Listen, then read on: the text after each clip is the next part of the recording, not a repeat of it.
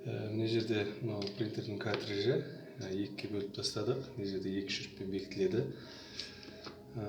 Бұл қосымша бункері.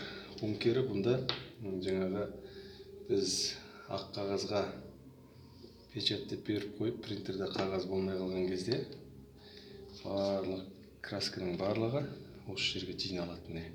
Сонан кейін қағазда полоскалар пайда бола бастайды.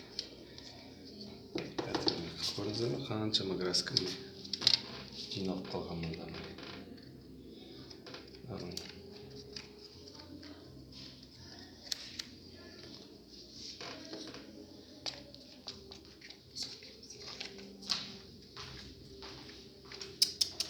Өзің қайтса пропрессор болып өткен ғой.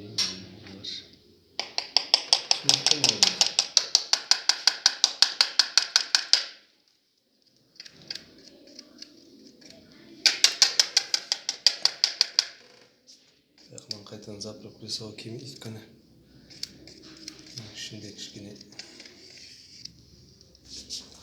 қалдықтар бар. Міне тазарды. Енді аны орнына саламыз. Мына баға кетті кеткен қағаз шықпай қалған кезде.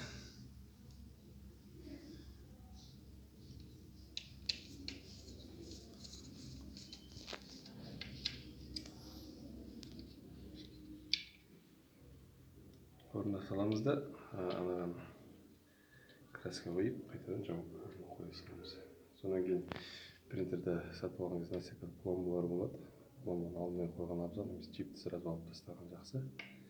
Өйткені счетчик жүрмейді, қағазды есептемейді.